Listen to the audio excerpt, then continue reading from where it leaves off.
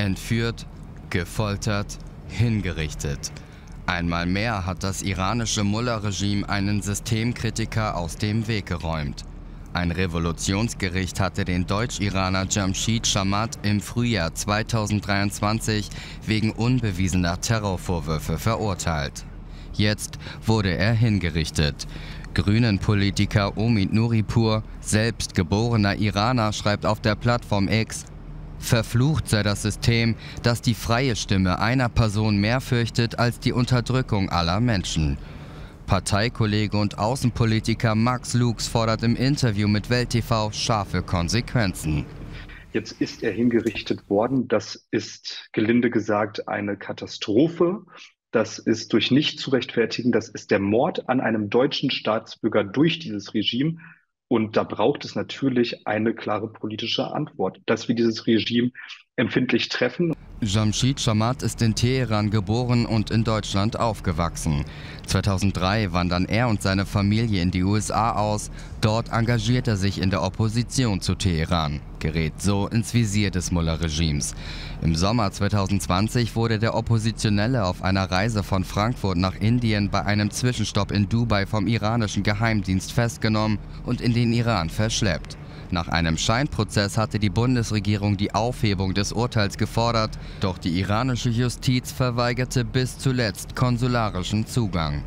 Grundsätzlich ist es halt so, wenn sie vom iranischen Gericht landen, dann sind sie komplett der iranischen Justiz und dieser willkürlichen, also es ist ein sehr chaotisches Rechtssystem, auch in den Gerichten, alles läuft sehr, sehr willkürlich dort ab.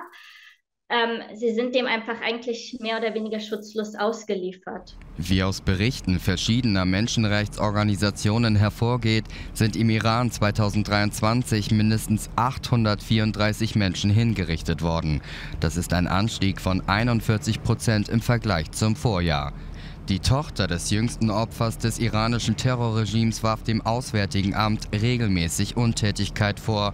Jetzt, nach Jahren der stillen Diplomatie, kündigte Bundesaußenministerin Baerbock schwerwiegende Konsequenzen an. Das Thema möchte ich gerne vertiefen. Düsen Tekal ist bei mir im Studio, Journalistin und auch Kriegsberichterstatterin. Hi. Und freue mich sehr, dass Sie da sind. Sie haben sich sehr intensiv mit diesem Fall beschäftigt. Sie haben sich unter anderem auch mit der Tochter Gesell beschäftigt, haben sie mit nach Deutschland gebracht, haben Pressekonferenzen organisiert. Aber haben Sie auch in dieser ganzen Zeit das Gefühl gehabt, dass die Bundesregierung da genug tut, dass sie genug unterstützt werden in dieser Frage? Nein, selbstverständlich nicht, sonst würden wir hier heute nicht sitzen. Die Hilferufe sind verhallt und es lag nicht an der Tochter, die weltweit dafür gesorgt hat, dass ihr liebender Vater, Aktivist, Journalist und Ingenieur alles war, aber kein Terrorist, wie von der Islamischen Republik vorgeworfen. Und die Tochter steht unter Schock, alle Angehörigen, die Weggefährten. Sie hat das ja gestern dann eben auch live erfahren. Und die erste Frage, die sie hatte, war: Ist er öffentlich hingerichtet worden? War er alleine? Unter Schock sozusagen. Und ich glaube, die Tatsache, dass ein deutscher Staatsbürger hingerichtet werden kann von der Islamischen Republik, bedeutet nicht nur eine Hinrichtung dieses deutschen Staatsbürgers, sondern letztlich ist es auch ein Verrat an unseren sogenannten Werten in Anführungsstrichen. Wie konnten wir das zulassen und wozu ist diese Islamische Republik noch alles in der Lage, wenn es ihr gelingt, einen liebenden Vater, mit dem meine kleine Schwester ist aufgewachsen mit Gazelle. Wir kennen uns aus Hannover seit vielen Jahren.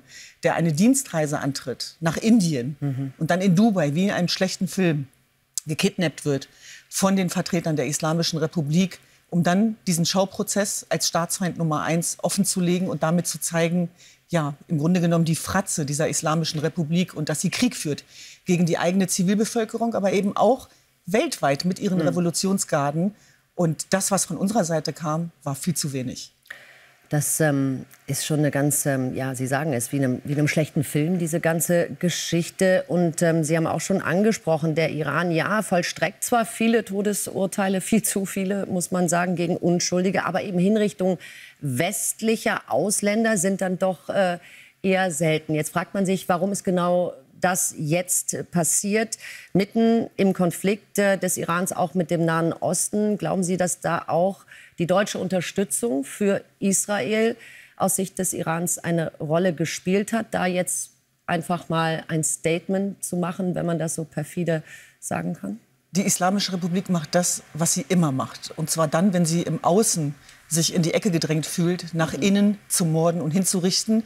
Deswegen muss man immer darauf schauen, dass 2 Kriege geführt werden. Einmal nach außen und nach innen. Und die Tatsache, dass die Islamische Republik geschwächt worden ist, auch in diesem Israel-Palästina-Konflikt, dass die Proxy-Armeen wie die Hisbollah bekämpft worden sind, dass Israel die Islamische Republik auch empfindlich angegriffen hat und damit auch gezeigt hat, ein gewisses Dominanzverhalten, hat letztlich dazu geführt. Und was uns als Menschenrechtsorganisation interessiert, ist, wie kann es sein, dass unschuldige Zivilisten umgebracht werden, aller Seiten? Wie kann es sein, dass man einen deutschen Staatsbürger als Faustpfand dafür einsetzt, der dafür bluten muss? Und wie können wir dabei so tatenlos zuschauen? Wann ist der Moment, wo wir diese Iranwende endlich begreifen? Nicht erst seit der Freiheitsbewegung, seit Existenz dieser Islamischen Republik, seit 46 Jahren, ist das, was die Islamische Republik macht, was sie gerade zeigt. Und wir haben es dem Mut der Menschen zu verdanken. Und deswegen ist die Einberufung des Botschafters das Mindeste, aber immer noch zu wenig. Es sitzen immer noch deutsche Staatsbürger im Foltergefängnis von Evin. Jamshid Shamat können wir nicht mehr retten, aber es gibt Gerechtigkeit über den Tod hinaus. Und das ist der Tochter auch wichtig. Sie will die Aushändigung der Leichen beispielsweise. Das hat sie gemeinsam mit vielen Witwen beispielsweise, dessen Männer hingerichtet worden sind. Ich denke an die 4 Kurden, die auch hingerichtet worden sind. Und die haben gesagt zu ihren Frauen, wir wollen nicht, dass ihr trauert. Wir wollen nicht, dass ihr schwarz trägt, weil wir sterben hier für Jinjian Azadi, für Frauenleben, Freiheit. Das sind universelle Werte. Und wir haben so eine große Glaubwürdigkeitskrise. Und die wird auch in der Islamischen Republik verhandelt. Und wir haben noch immer nicht begriffen, dass dieser Krieg hier schon längst angekommen ist. Und deswegen ist es wichtig, dass die Revolutionsgarden an einen Platz gehören. Und das ist die EU-Terrorliste beispielsweise. Die Gefahr der Islamischen Republik geht über den Iran hinaus. Sie betrifft uns weltweit. Und wie kann es sein, dass die Tatsache, dass du deutscher Staatsbürger bist, plötzlich zu einem Problem wird oder zu einem Verhängnis? Und das dürfen wir nicht zulassen. Es geht um einen Angriff an uns alle. Erstaunlich, dass der Iran eben noch nicht auf dieser Terrorliste ist. Um auch auf diese Missstände aufmerksam zu machen, haben Sie heute auch mit einer Demo mitorganisiert. Um 11 Uhr geht es da los vor der Botschaft der Islamischen Republik. Wir hoffen, dass da zahlreich die Menschen auch kommen, um ihre Sache zu unterstützen. Dankeschön, Düsen Tecker. Danke sehr.